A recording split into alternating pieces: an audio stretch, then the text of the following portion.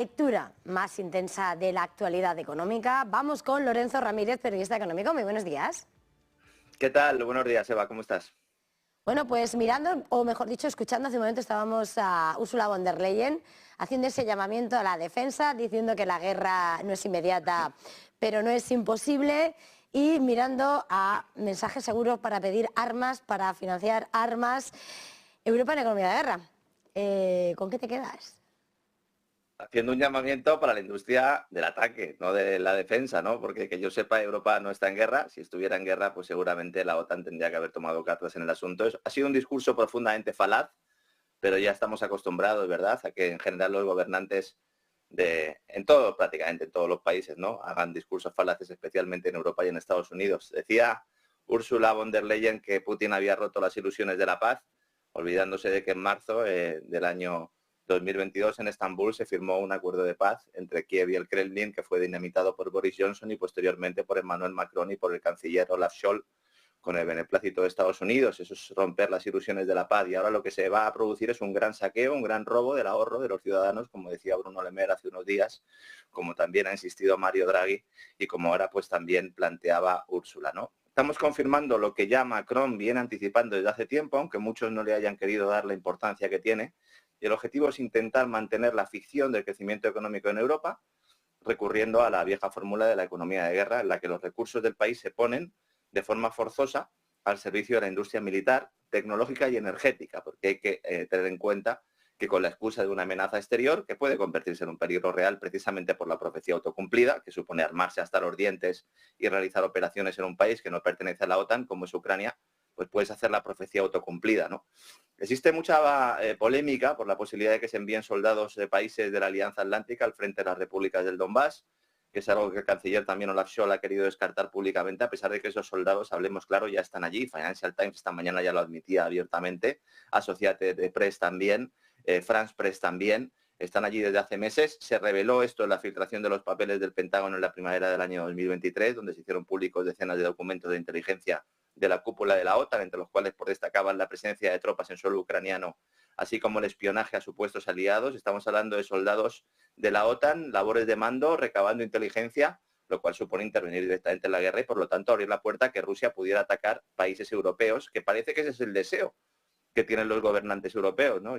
A mí me preocupa mucho porque ahora mismo los principales enemigos de Europa son sus propios gobernantes, ¿no?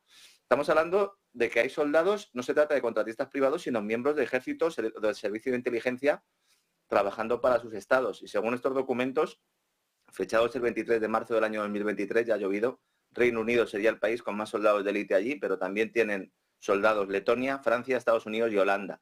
Entonces ahora, cuando el New York Times publica la asistencia de bases secretas de la CIA a la frontera ruso-ucraniana que llevan allí desde el golpe del Maidán, pues no nos podemos sorprender, sino preocupar y sobre todo exigir a nuestros gobernantes que abandonen su locura colectiva, que nos puede llevar a una guerra que no podemos ganar. Esto también hay que explicárselo al personal, ¿no? Sobre todo en el caso europeo. Luego, respecto a la cuestión de la economía de guerra, me parece muy importante destacar, porque no se le está explicando a la población lo que esto supone, ¿no? Supone incremento de la presión fiscal, reducción del gasto y la calidad de los servicios públicos, detraer recursos del consumo y de la inversión para dedicarlo a engordar a unas empresas del complejo militar industrial, a esas a las que ahora Úrsula les garantiza el negocio, le dice que van a tener un negocio sostenible porque vamos a firmar contratos para que estas empresas puedan comer y puedan conseguir parte del dinero que no han conseguido a través del mercado, y porque ellas no operan en mercado, sino que son un oligopolio que recibe el dinero directamente de los contribuyentes, y que en muchos casos, y esto no lo dice Úrsula tampoco, ni siquiera son europeas, porque están participadas por bancos de inversión y fondos norteamericanos. El mayor ejemplo de esto es el gigante alemán Rheinmetall, que está participado por fondos importantes de Estados Unidos. Es fundamental entender que los gobernantes europeos intentan usar al enemigo ruso como excusa para incrementar el gasto público, para instaurar los eurobonos como elemento fundamental de financiación, no solo de la psicosis bélica, sino de la supuesta emergencia climática y de la futura amenaza pandémica. Y van a usar a cabo, o van a llevar, o van a generalizar esa estrategia del COVID para ir minando lo poco que queda de soberanía fiscal en la eurozona, mutualizando la deuda, lo decía ayer también el gobierno de Francia, de forma que se lleguen a esos Estados Unidos de Europa dirigidos por una élite burocrática que no ha votado a nadie, que tiene más similitudes con la estructura de Estado de las dictaduras del siglo pasado que con las democracias liberales, pero eso sí, nos van a decir que es por nuestro bien, que la economía resurgirá valiéndose además del desconocimiento económico no solo de la población en general, sino de un mundo académico que está secuestrado por este pensamiento único tecnocrático de corte planificador y liberticida, y luego unos agentes financieros que aspiran a saquear, como digo, el ahorro de los ciudadanos. Eso es lo que quieren Ursula von der Leyen, Bruno Le Maire, Macron, Mario Draghi, que también resurge ahora para liderar esta dictadura económica en Europa, y veremos, y esto también hay que decirlo, ¿no?, hasta cuándo podemos denunciarlo, porque una de las prioridades es calificar de enemigo del pueblo a quien siga diciendo que el emperador está desnudo. Bueno, pues mientras nos dejen Eva, aquí estaremos. Seguiremos denunciando y leyendo, ¿no?, todo lo que va cifrado detrás de esos mensajes. Lo que hemos visto también en la Unión Europea ha sido la aprobación, ¿no?, de esa ley de restauración de la naturaleza que mira a la recuperación del mar terrestre, pero ¿cuánto de sostenible o de no sostenible es esa ley? Restablecer la naturaleza acabando con los seres humanos, ¿no?, que decía el Club de Roma. Bueno, pues parece que se está llevando a cabo el plan, en este caso con nocturnidad y alevosía, de tapadillo. A pesar de las movilizaciones del sector agrícola y ganadero, pues el Parlamento Europeo, como bien dices, da luz verde a esa denominada Ley de Restauración de la Naturaleza, que es un bonito nombre y que esconde pues el mayor ataque contra el sector primario que se ha llevado a cabo en la historia del viejo continente, en una muestra más de la soga verde con la que se está ahorcando Europa, de forma voluntaria, sirviendo a intereses espurios que desde luego no es nada sostenible. Si es algo insostenible, precisamente es esta ley, porque es una norma que va a servir para terminar de destruir lo poco que queda de la maltrecha agricultura y ganadería europea, y es consecuencia de la ideología que apunta que la actividad humana para garantizar su subsistencia es un crimen. La ley parte de esa base. Oiga, es que la actividad humana es un crimen para la naturaleza. Dice, oiga, es que los seres humanos no forman parte de la naturaleza. Llevamos mucho tiempo avisando de que esto no es una teoría de la conspiración, que es una conspiración y ya ni siquiera, porque es que lo hacen en nuestra cara.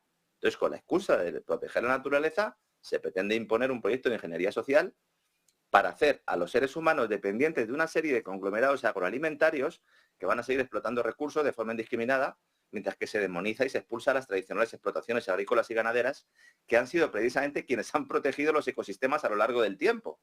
Entonces, con la excusa del cambio climático, se va a robar, hay que decirlo claramente, a los pequeños agricultores. Asaja cifraba el impacto en España, decía que supondría que alrededor del 40% de la superficie terrestre que está bajo la Red Natura 2000 quedaría improductiva de golpe y porrazo, por orden y mando, debido a que no se permitirá la misma actividad agrícola y ganadera como hasta ahora, y además sobre la mitad el uso de los plaguicidas y pesticidas químicos en los países de Europa, mientras en los países, como por ejemplo a Marruecos, se les permitirá seguir usándolos y además seguir introduciendo sus productos en Europa. Y cuidado, porque hay otra cosa que no se comenta, Eva, y es el tema de los minerales. Es decir, esta ley restringe la capacidad para buscar minerales en el futuro que va a necesitar Europa si quiere ir a esa economía tecnológica, a esa economía digital de la que nos hablan todos estos gobernantes, ¿no?, continuamente. Entonces, según está redactada la ley, cualquier tipo de actividad humana es susceptible de ser eliminada por parte del burócrata, porque deja en el aire una cuestión que es la de el ecosistema dañado. ¿Qué es un ecosistema dañado? Lo que decida el político en cada momento y lugar, que es un concepto clave para justificar la actuación de los organismos supranacionales, en este caso de la Comisión Europea. Es importante también ver que esta ley en el Parlamento ha sobrevivido a su votación final por un margen mucho mayor de lo esperado. Han sido 329 votos a favor, 275 en contra y 24 abstenciones. Una votación que no ha sido limpia, porque entre otras cosas el propio vicepresidente de la Comisión Europea, Frans Timmermans, el sicario de von der Leyen, ha presionado, amenazado e incluso chantajeado a varios eurodiputados, según han denunciado ellos mismos. Y ahora, para que la ley entre en vigor, el texto debe ser ratificado por el Consejo de la Unión Europea, que es la institución donde se sientan los gobiernos de los 27. Veremos si algún país la tumba cumpliendo la promesa realizada a sus electores. No quiero mirar a nadie, Giorgia Meloni, a ver qué hace Giorgia Meloni, o si se pliega a las órdenes, las presiones y el chantaje de Bruselas, que está usando los fondos de cohesión y los fondos Next Gen para torcer el brazo a los países díscolos, pasando por encima de sus soberanías nacionales. Solo hay que ver lo que ha sucedido, ¿verdad?, con el caso de Hungría. Mirando a las autoridades europeas, próximamente tienen que batirse en ese duelo. Llega la convocatoria electoral y Meta ya ha dicho que va a formar un equipo para hacer frente a los contenidos engañosos hechos con inteligencia artificial. No sé hasta qué punto se puede hablar o quieres hablar de esa posible, ¿no?, una censura electoral que podría defender el bipartidismo. Claro, es que nos están diciendo que hay una injerencia rusa o de terceros países, de China también, ¿no? A la hora de determinar cuál es el resultado electoral en las elecciones en las democracias liberales, y estamos viendo cómo empresas de Silicon Valley son los que están realizando esa injerencia para eliminar los mensajes que consideran que no son adecuados. Y en el caso del gobierno alemán, el Ministerio del Interior acaba de aprobar una normativa que va a perseguir a todo aquel que cuestione el pensamiento único, incluso interviniendo cuentas bancarias utilizando los servicios de inteligencia sin intervención judicial. Y le estamos yendo a un mundo de dictadura, y hay que decirlo. Facebook se va a encargar de censurar contenidos en la campaña electoral de las elecciones europeas.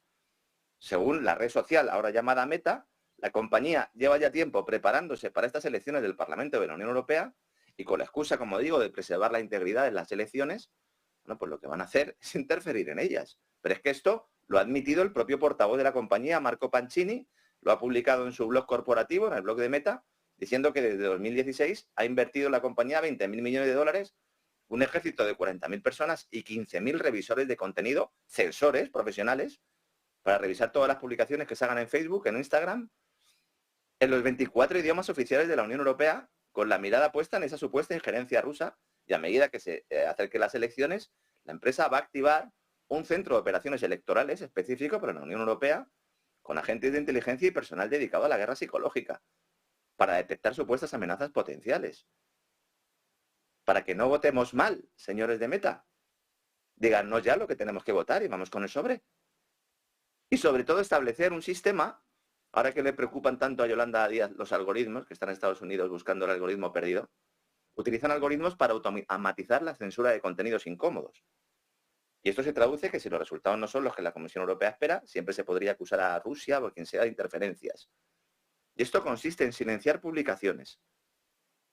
Un software de censura que establece cuándo se le quita la voz, ¿no?, a una persona. Y luego el manido recurso de las organizaciones de verificación, los famosos fact-checkers, que todas cuelgan de una red que se llama la red de Poynter Institute, toda la red internacional de supuestos verificadores de contenido que son censores profesionales en el siglo XXI y que se ha demostrado en los últimos 2-3 años cómo han participado en tareas de propaganda. ¿Y quién está manipulando las elecciones? Pues el algoritmo o los dueños del algoritmo que están peinando, por ejemplo, ahora lo que estamos diciendo tú y yo en este programa. Y que cuando se suba a las redes sociales, pues aparecerá un mensajito debajo estableciendo si Lorenzo Ramírez es un enemigo del pueblo, un tipo peligroso que tiene que ser detenido. Como no seamos claros a la hora de denunciar esto, nos va a pasar como en las dictaduras de los años 30 del siglo pasado, que cuando nos demos cuenta ya tendremos encima esta dictadura. Es que además, en el caso de Meta, bueno, es que además el escándalo famoso de Cambridge Analytica, que reconoció en 2018 que la compañía había interferido en más de 200 elecciones en todo el planeta. ¿Lo van a volver a hacer en las elecciones europeas? Nos van a decir lo que tenemos que votar, lo que tenemos que decir, lo que tenemos que hablar. Es importante que hacemos la voz, porque muchas personas por miedo no lo hacen, ¿no? Algunos estamos aquí para que nos partan la cara, bueno, pues para eso estamos, también es nuestra labor y es nuestro trabajo, pero tenemos que ser muy claros y decirlo. ¿Qué pinta una empresa estadounidense de Silicon Valley certificando lo que se puede o no decir en redes sociales en la Unión Europea de cara a unas elecciones europeas? Tienen miedo, como bien planteabas al principio en tu pregunta, de que el bipartidismo pues pueda desaparecer y por eso pues intentan a toda costa defenderlo. Y de lo que va a venir, hemos visto, mirando a una cuestión mucho más nacional, el otro día Escrivá abría la puerta a una nueva SEPI, una SEPI 0.0, esa SEPI digital, dinero público con la que, decía, ¿no?, se va a ampliar para en la entrada de Telefónica, finalmente sea SEPI, hacerse con el 10% de Telefónica, y de alguna manera, ¿no?, como todo puede apuntar a Indra. Esto tiene mucho que ver con lo que hemos comentado antes, porque se trata de crear campeones nacionales que puedan acceder a parte de ese maná de dinero público. Entonces, ¿tú qué haces? Pues tienes que crear grandes campeones. ¿España qué tiene? España tiene en el ámbito militar, tiene a Indra, también en el ámbito tecnológico. Recordemos que Indra tiene una parte militar de defensa pura y dura, o de ataque, según se mide, y luego otros tienen, y luego la otra parte es Minsait, que es el área tecnológica, que es la que se encarga, entre otras cosas, ¿no?, del tema electoral y todo esto, ¿no? Pero también es una empresa que se dedica a muchas tareas tecnológicas. La idea original era desgajar a Minsait de Indra para que se quedara Indra solo con el negocio militar, pero el gobierno se lo está pensando, porque al final la operación que ha deseado siempre Nadia Calviño implantar y que no ha podido hacerlo es fusionar Telefónica e Indra, de tal forma que tengas ese campeón, ese gran campeón nacional. Cuando entran los saudíes en Telefónica comprando el 10%, el gobierno piensa, bueno, vamos a intentar hacer de la necesidad virtud, ya tenemos una excusa para entrar directamente con capital público en Telefónica. Pero ¿cómo justificamos el envío de dinero? ¿De dónde sacamos el dinero? Entonces ahora Escrivá, que ha sido nombrado ministro de Transformación Tecnológica o Digital para esto, precisamente, va a crear una nueva sociedad pública para invertir hasta 20.000 millones. Ellos dicen invertir, yo digo gastar, porque esta inversión realmente no se recupera, en participaciones empresariales, entre ellas la compra de ese 10% de Telefónica anunciada en diciembre. Se va a llamar Sociedad Española para la Transformación Tecnológica, el SET, y va a aglutinar todo el gasto en materia tecnológica y ha sido aprobada, presentada en el Consejo de Ministros. Escrivá ha explicado que se va a llevar esto con tramitación de urgencia. Es muy urgente porque saben que el maná de dinero va a empezar a llegar. Ursula von der Leyen ha dicho hoy que la semana que viene tendremos novedades y cuando se habla de dinero para la industria militar también es para la industria tecnológica, que en Europa no es competitiva y se le va a rescatar por la puerta de atrás utilizando como excusa la guerra, ¿no? Como lo comentábamos antes, y también la famosa transición energética y la nueva economía digital. La historia es que, en principio, el gobierno todavía no había contactado con los bancos de inversión para realizar su operación en Telefónica y había un había rumores de que, bueno, ¿qué está pasando realmente? Bueno, pues lo que estaba pasando es que estaban preparando estos planes para buscar sinergias con Indra, que también está participada con el Estado, para crear ese gran campeón nacional de la defensa, la ciberseguridad y la tecnología, para que compita en igualdad de condiciones en Europa y en el resto del mundo. Entonces, la idea es, la SEPI ahora mismo en ambas compañías tiene un 28% de Indra y podría tener hasta un 10% de Telefónica. No entraría la SEPI en Telefónica, sino que entraría esta SET y veremos qué pasa con esa participación de Indra, que a lo mejor también podría pasar a manos de la SET, ¿no? De esa manera, pues, no se haría una fusión de facto, pero sí se crearía el nexo que estaba buscando Moncloa entre las dos tecnológicas para ayudar a generar eso que denominan ellos vasos comunicantes entre una de las operadoras de telecomunicaciones más grandes de Europa, con presencia en Latinoamérica, y la empresa de defensa y asesoría tecnológica de más crecimiento en España en el último lustro, porque el gobierno se ha encargado de que haya tenido ese crecimiento, ¿no? Vamos a ver muchos cambios, vamos a ver cómo se va reestructurando todo este sector, pues esperando, como digo, ese dinero que, como dice Ursula von der Leyen, le va a garantizar durante los próximos años para que sea sostenible, y para eso hay que azuzar la amenaza del enemigo ruso, que, como decía al principio de mi intervención, bueno, pues espero que no sea una profecía autocumplida, porque realmente cuando tú juegas con fuego, pues al final puedes acabar quemándote, Eva. Es Lorenzo Ramírez, periodista económico. Una vez más ha sido un placer. Gracias. Feliz jornada, feliz negocio. Igualmente, un abrazo, Eva.